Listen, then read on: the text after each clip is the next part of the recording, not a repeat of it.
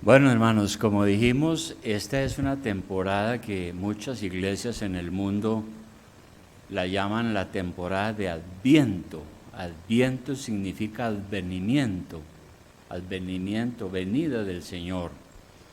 Y lo que se acostumbra es que en este tiempo hagamos referencia a eso, al nacimiento de nuestro Señor y todos los eventos que se suscitaron alrededor de este acontecimiento tan importante. Entonces, yo he puesto a este mensaje el título de Nacido milagrosamente, pero vamos a ver otras cosas sobre eso. Pero podemos iniciar leyendo a Lucas capítulo 1, versículo 30. Lucas capítulo 1, versículo 30. Es el pasaje cuando el ángel Gabriel le anuncia a María este acontecimiento tan trascendental. Lucas 1:30 dice así, entonces el ángel le dijo: María, no temas porque has hallado gracia delante de Dios. Y ahora concebirás en tu vientre y darás a luz un hijo y llamarás su nombre Jesús. Este será grande y será llamado Hijo del Altísimo, y el Señor Dios le dará el trono de David su padre, y reinará sobre la casa de Jacob para siempre, y su reino no tendrá fin. Entonces María dijo al ángel: ¿Cómo será esto? Pues no conozco varón. Respondiendo el ángel le dijo: el Espíritu Santo vendrá sobre ti y el poder del Altísimo te cubrirá con su sombra, por lo cual también el santo ser que nacerá será llamado Hijo de Dios. Bien, nosotros creemos en un Dios que hace milagros. Hoy hay muchas iglesias que no creen en milagros. Y hay unas doctrinas liberales que dicen que eso no es verdad. Nosotros creemos en un Dios que hace milagros. Ahora, nosotros sabemos que para que una mujer conciba un hijo, tiene que tener una relación sexual, a menos que se someta a la inseminación artificial. Pero la inseminación artificial no es un milagro. Es un logro de la ciencia. Y que una mujer que no ha tenido relaciones sexuales quede embarazada, pues eso es algo extraordinario, pero también es algo contrario a las leyes de la naturaleza. Por eso a algunos no les entra esta idea, no la creen, porque es un milagro. Ahora, ¿qué es un milagro? Hay una definición simple de la Real Academia Española que dice lo siguiente. Dice: un milagro es un hecho no explicable por las leyes naturales, que se atribuye a la intervención sobrenatural de Dios. Y eso es un milagro, exactamente. No es explicable. ¿Cómo explicamos eso? De manera que lo que sí es cierto es que nuestra salvación inicia con un milagro. Nuestro Señor Jesucristo nació como hombre. Eso dice Juan 1, capítulo 1. Vamos a mirar algunos versículos sobre esto que nos ayudan a entender, pero en Juan capítulo 1 dice lo siguiente, capítulo 1:1. Dice: en el principio. ¿Cuál principio? Antes que todo existiera, ¿no? Antes, en el principio, cuando no había nada. En el principio era el Verbo. Y nosotros sabemos que aquí es una referencia al Cristo, a la segunda persona de la Trinidad, porque Dios es trino, es Padre, es Hijo y es Espíritu Santo. Y en ese principio estaba Cristo, el Hijo de Dios, cuando nada había sido creado.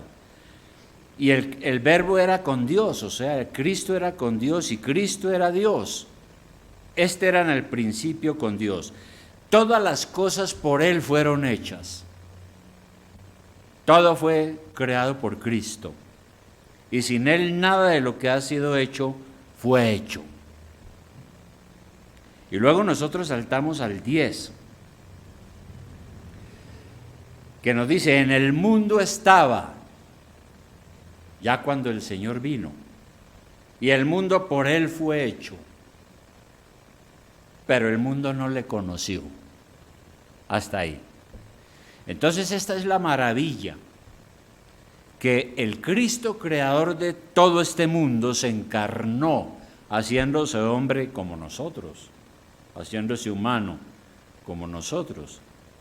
No dejó de ser Dios, pero se hizo hombre, llegando a ser entonces verdadero Dios y verdadero hombre.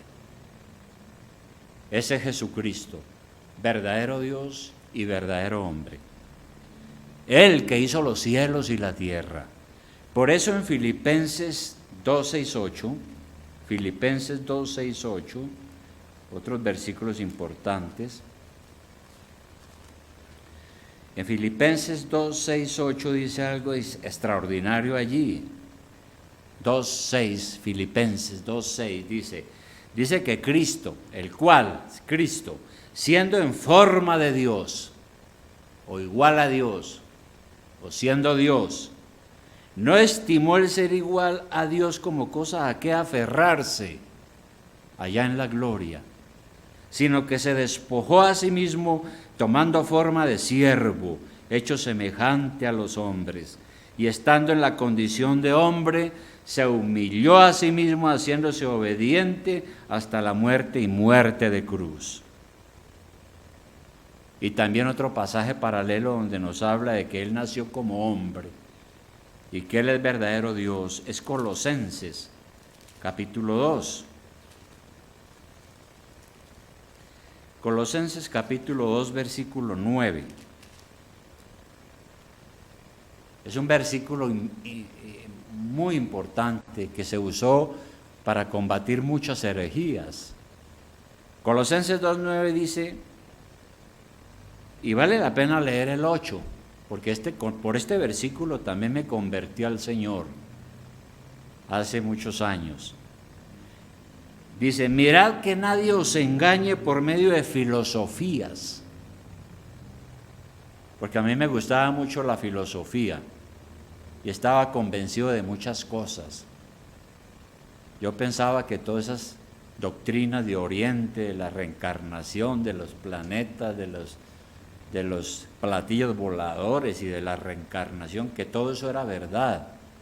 Cuando alguien me evangelizó y me dijo, mirad que nadie os engañe por medio de filosofías y huecas sutilezas según las tradiciones de los hombres, conforme a los rudimentos del mundo y no según Cristo. Y luego añade, porque en Él habita corporalmente toda la plenitud de la deidad.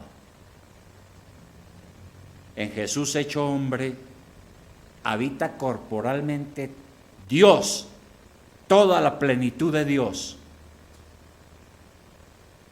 Es claro allí. Ahora, ¿y cómo fue eso así tan complicado? Por un milagro, como ya lo dijimos. Y lo leímos allá en Lucas, no lo vamos a leer otra vez. Pero dice que cuando el ángel le anuncia a María lo que va a pasar con ella, ella era consciente de que ella era una virgen, una mujer virgen. No había conocido ningún hombre, porque le dice al ángel, pero ¿cómo es eso? Yo no entiendo. Yo no he conocido varón.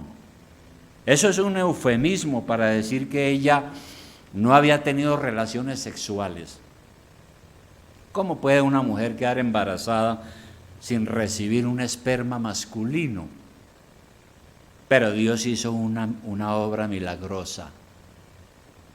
Dios pasó por alto todos lo que Él mismo ha organizado y ha creado. Hizo un milagro. El Espíritu Santo, el que produce la vida, vino sobre ella e influyó sobre ella para que ella tuviera un niño sin padre humano.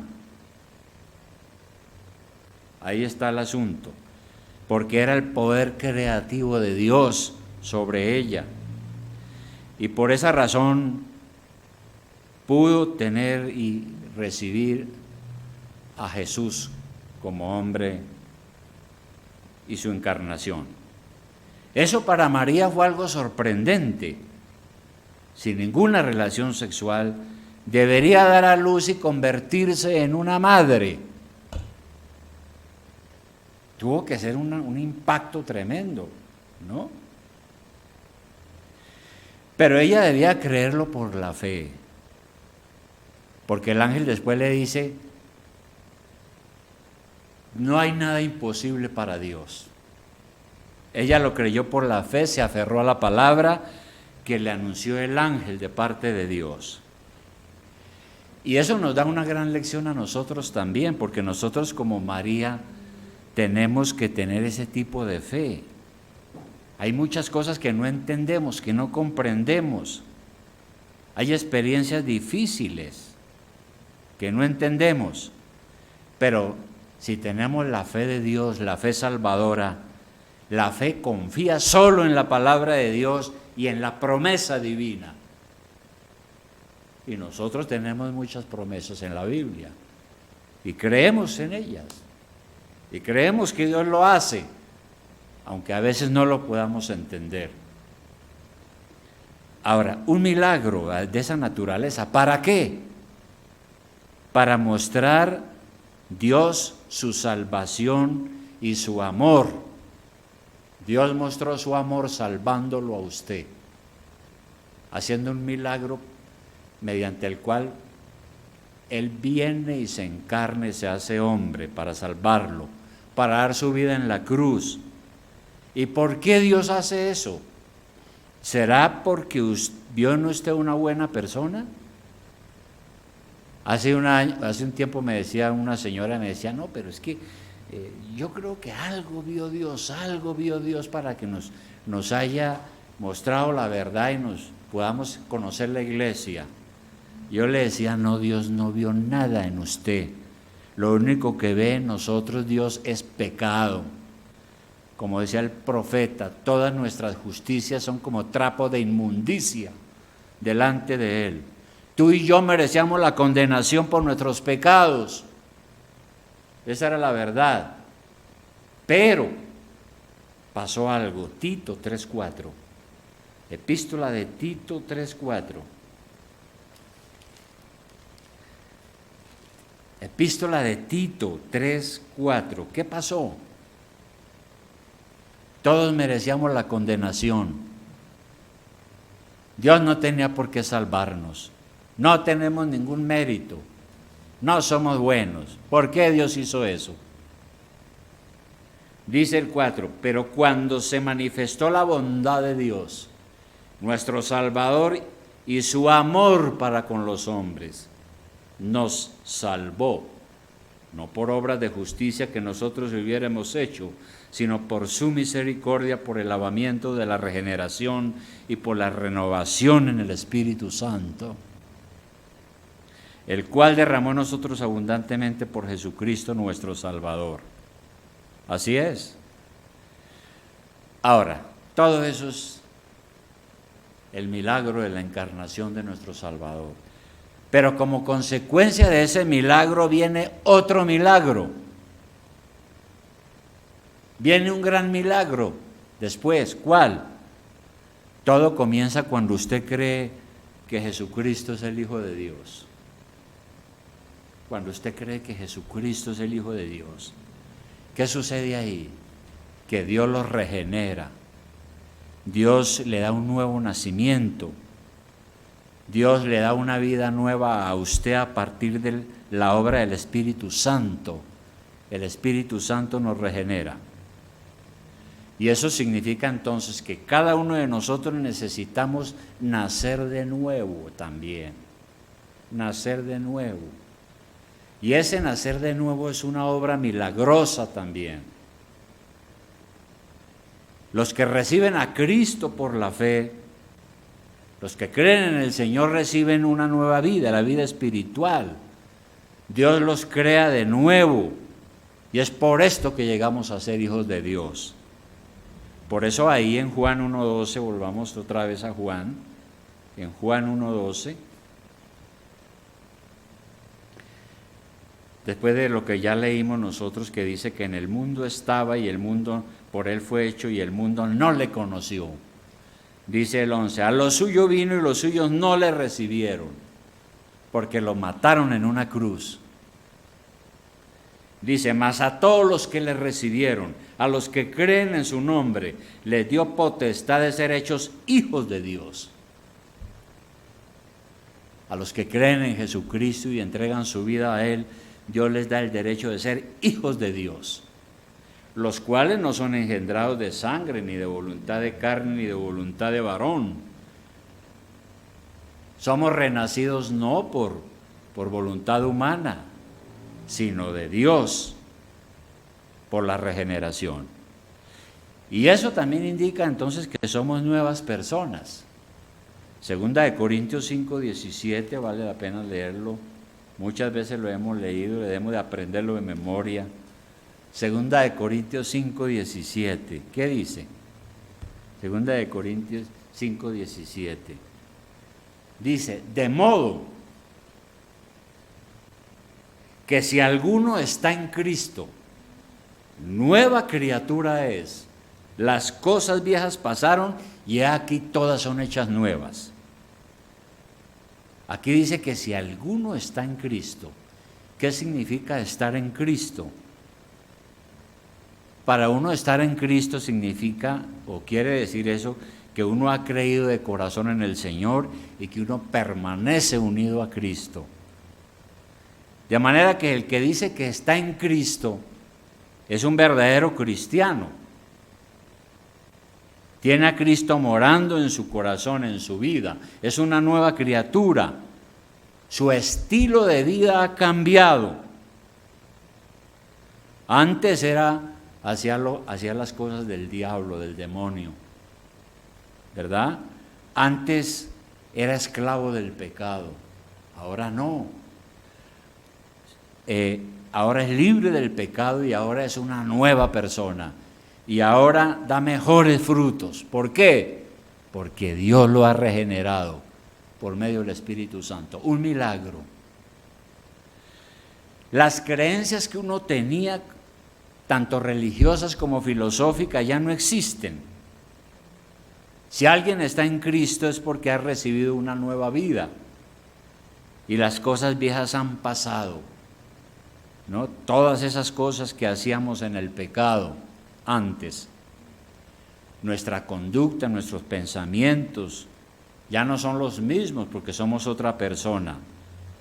El pecado ya no nos atrae como antes. Todavía tenemos tentaciones, pero el pecado ya no nos domina, porque Jesucristo nos vino a salvar del pecado y nos vino a dar la fuerza para vencerlo.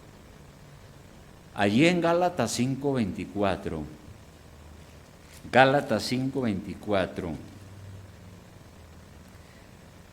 hablando de eso mismo, el apóstol dice lo siguiente, Gálatas 5:24 dice, pero los que son de Cristo han crucificado la carne con sus pasiones y deseos. Si yo pertenezco a Cristo, la carne significa mi condición pecadora, lo que yo era antes. Esa naturaleza carnal fue crucificada con el Señor y yo debo vivir una vida nueva, ¿no? Entonces hay un rompimiento con el pecado. Y mi manera de pensar, mi manera de sentir, mi manera de actuar es diferente porque ahora somos personas nuevas. Hemos sido convertidos a Cristo.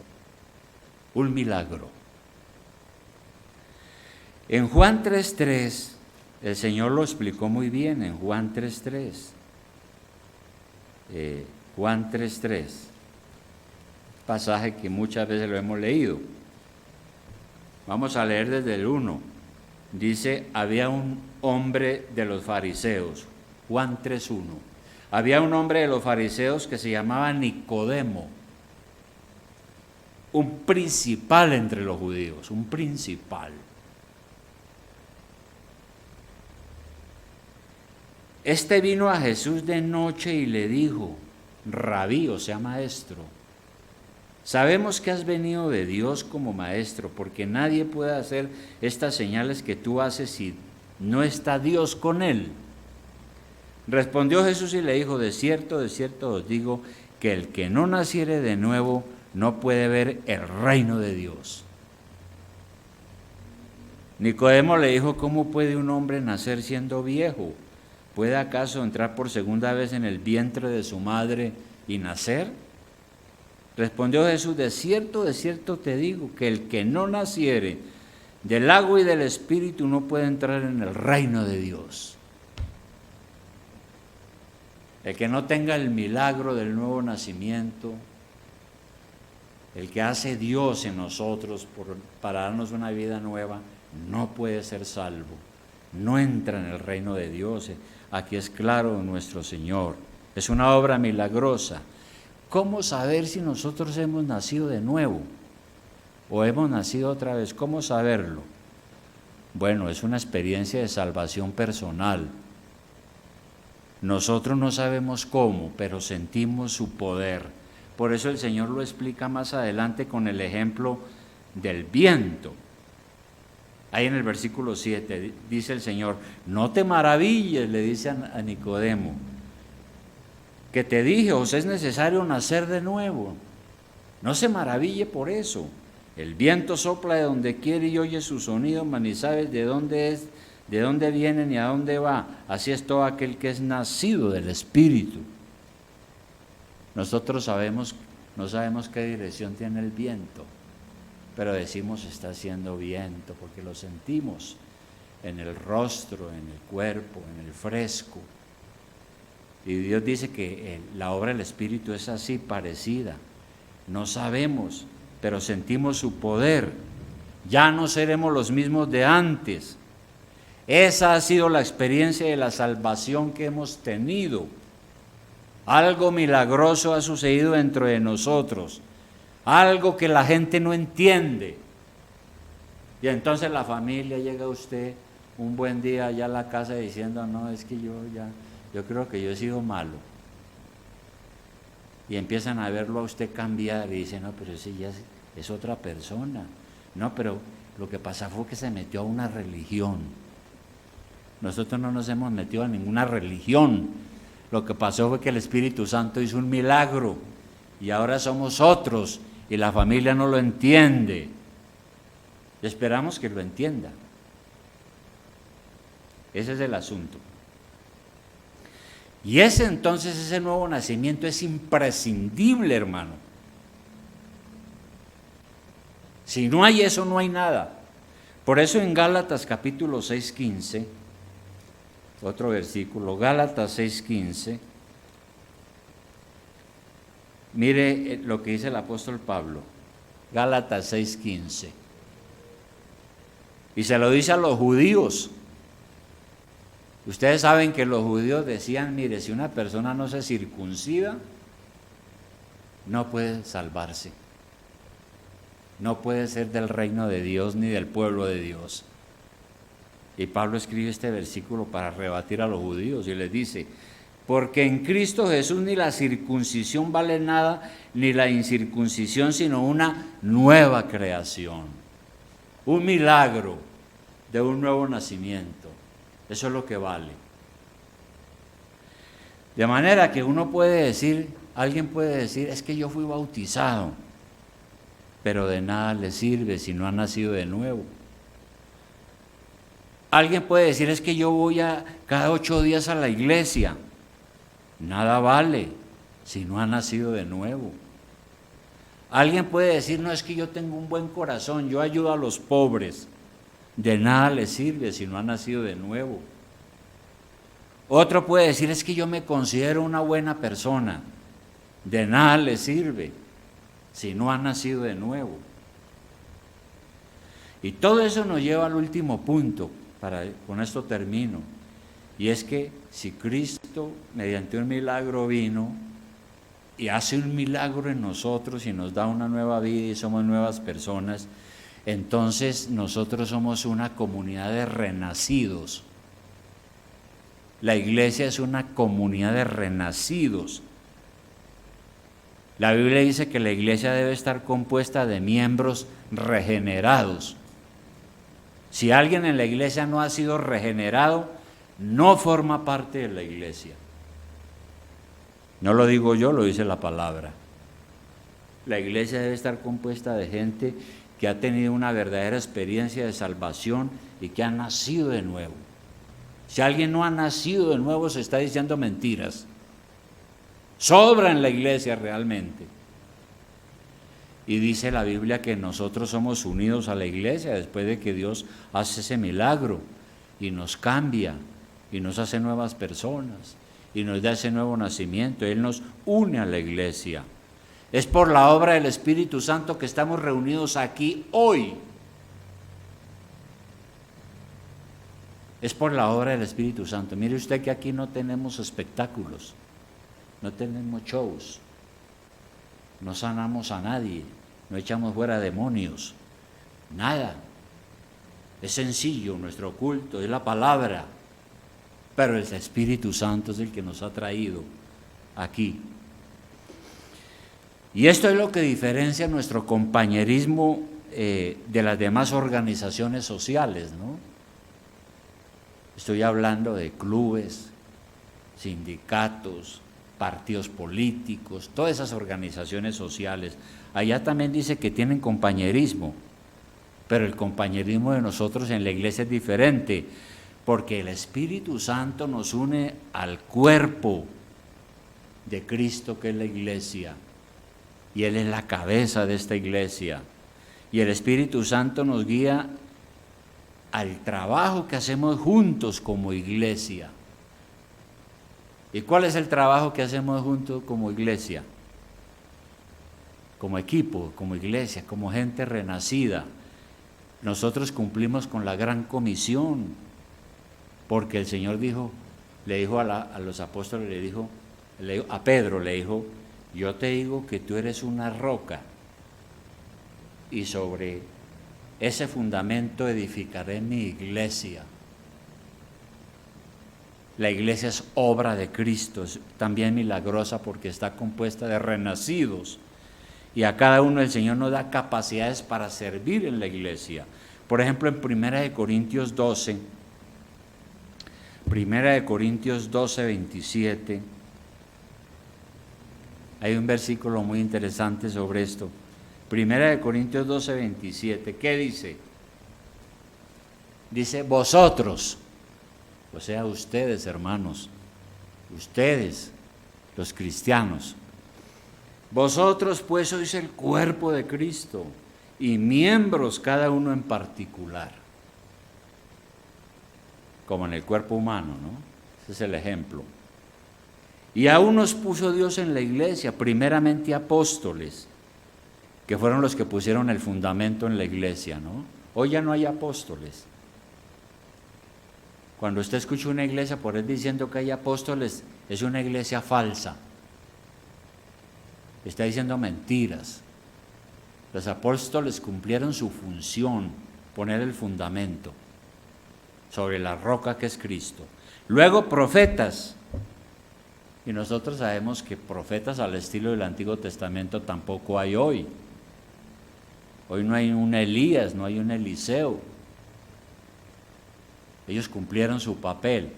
Hoy tenemos la profecía, pero la palabra de Dios, porque el último profeta fue Cristo. Lo tercero, maestros en la iglesia. El Espíritu Santo le da capacidades a algunos para que sean maestros en la iglesia. Aquí tenemos maestros y maestras de niños, de jóvenes, de adultos, un gran ministerio el que tienen estos hermanos y hermanas. Luego los que hacen milagros, que es el mismo tema antiguo, ¿no? No voy a entrar en el tema de los milagros ahorita porque eso se demora uno mucho hablando de eso. Los que ayudan, los que administran y los que tienen don de lenguas, pero sabemos que eso es otro tema también, que eso hay que explicarlo muy bien porque hay mucha confusión sobre eso. Pero la idea aquí es que el Señor equipa a nosotros para que sirvamos en la iglesia, porque hemos recibido el Espíritu Santo y la iglesia es la iglesia de Dios y por eso va a permanecer para siempre. Y en esta iglesia todos somos miembros, somos diferentes, pero el Espíritu quiere que permanezcamos unidos en esta tarea de la evangelización. Y un último punto, hermanos. Si somos una comunidad de renacidos para hacer la tarea que Dios nos ha puesto, nuestra fidelidad es a la iglesia, porque la iglesia es el cuerpo de Cristo. Ser fiel a la iglesia es ser fiel a Cristo. Somos miembros los unos de los otros. Y si alguien dice que cree en Dios, pero no tiene una iglesia, está en la completa ignorancia. Y todavía hay personas por ahí que no le ponen atención a la iglesia, ¿no? No tienen compromiso con una iglesia. Andan de aquí para allá, de allá para acá. Están en la ignorancia, no entienden que la iglesia es el cuerpo de Cristo y es la comunidad de los renacidos por la obra del Espíritu Santo. No es fidelidad a alguien en particular, sino fidelidad a la iglesia. Hay una cosa que a veces se vuelve un problema. Hay cosas que se vuelven un problema. Por ejemplo, nosotros no sabemos a veces disfrutar el compañerismo. ¿Por qué? Empezamos a generar mucha confianza con algunos dentro de la iglesia y terminamos más comprometidos con nuestras amistades que con Cristo. Si usted tiene que decidir entre alguien aquí en la iglesia y la iglesia, pues la iglesia está primero. Dios nos llamó a servir a la iglesia, pero no a hacer amistades, lo cual no quita que tengamos una buena relación como hermanos en la fe, pero la iglesia está primero que las diferencias que puedan aparecer entre nosotros. Yo soy fiel al cuerpo de Cristo, no a las personas de la iglesia, porque hoy están y mañana no.